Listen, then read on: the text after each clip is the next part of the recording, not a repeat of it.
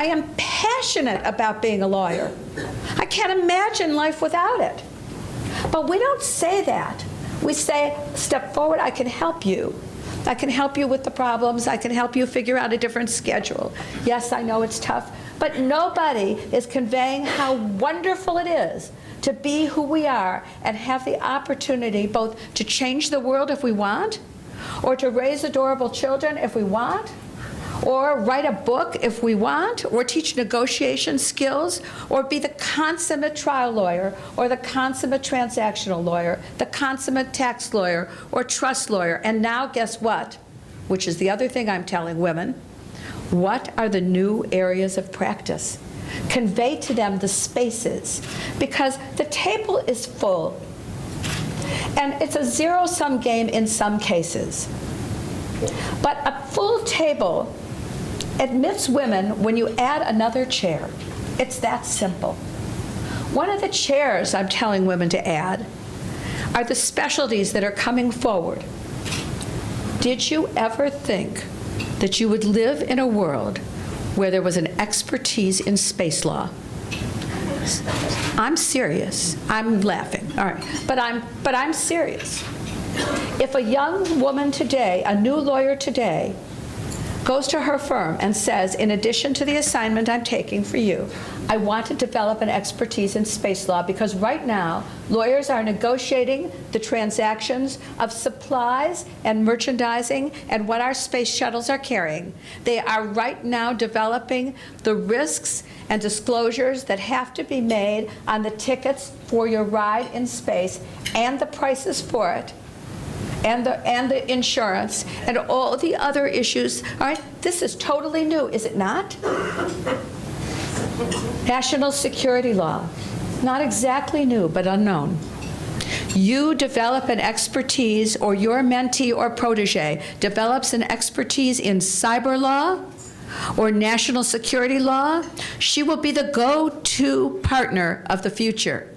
And because so few people have this expertise, she will be the go-to partner on the compensation committee. And what did we hear yesterday? She will be on the board of directors. She will be on corporate boards of directors if she chooses. The other, which brings us back to trafficking, the expertise that is now developing, is the one certain way of eliminating slavery in our country and around the world is to wipe the profit out of it. If there's no profit, the horrors, those horrible people, the captors, they'll go back to guns and drugs. Now, you know that trafficking is one of the most profitable, second most profitable crime, and it's organized crime, in the world.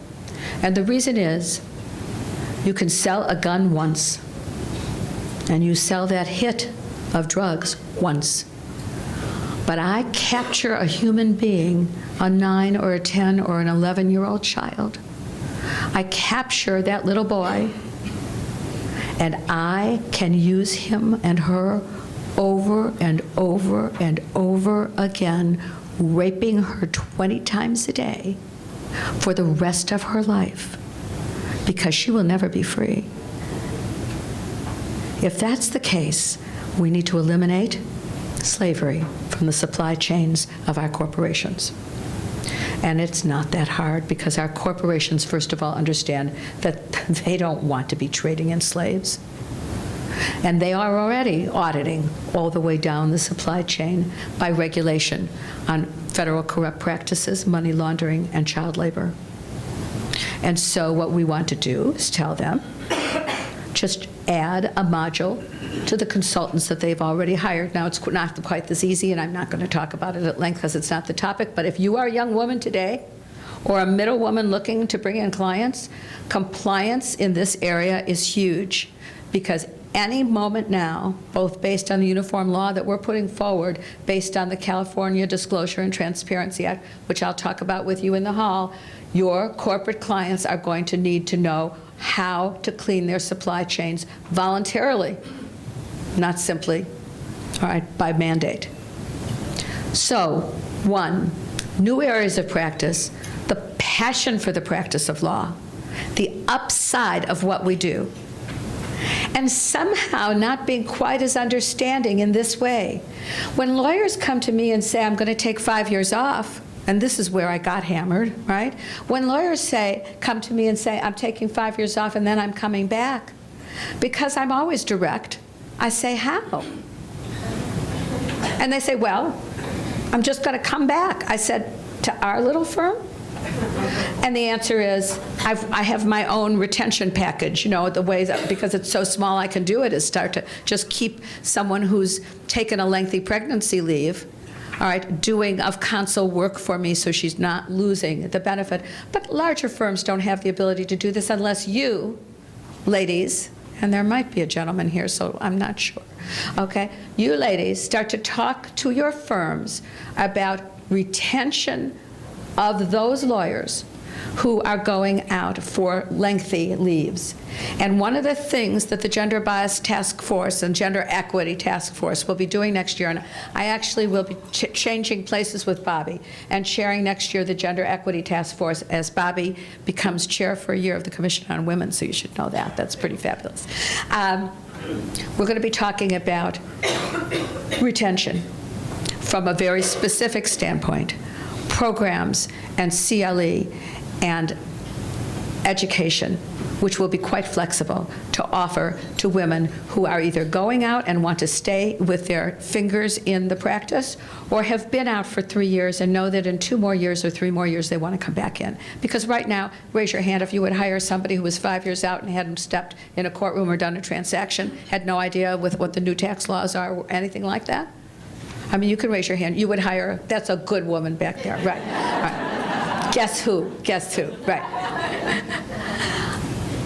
So we have to figure out strategy. We have to figure out how to keep our women in the practice so that there are people to promote, so that in 15 years we don't have the problem we have, not for lack of gender equity, but for the certainty that our women are coming back and have been able to choose a life that either combines everything at once, for that managed chaos I adore, or focuses on family but has a way of coming back in. And I'm not talking about mommy track here. I'm talking about educated lawyers who represent their clients. This we know we can do.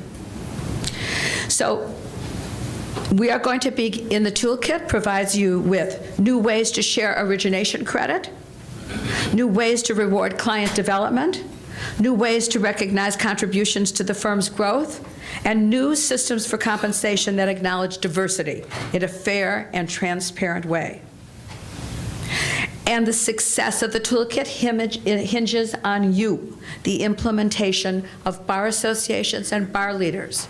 That means that you're taking this toolkit to the president of your bar association, local or state, and asking them to make this a highlighted program, this conference, asking them if they need to turn it into their diversity committee to take charge of. Again, it doesn't have to be their overall major program, or it can and it should be, because anybody that uses this dialogue is going to set a tone that says a can do, they did it, pointing at firms that have actually accomplished changing the place for women and the equity within the firms. So this is just a start. There are more resources that are coming from the ABA's Gender Equity Task Force. We're developing a roadmap to help law firms achieve gender equity and partner compensation. We recognize that not all firms are the same. Some are more advanced in the pay equity efforts. Some may start aggressive efforts tomorrow.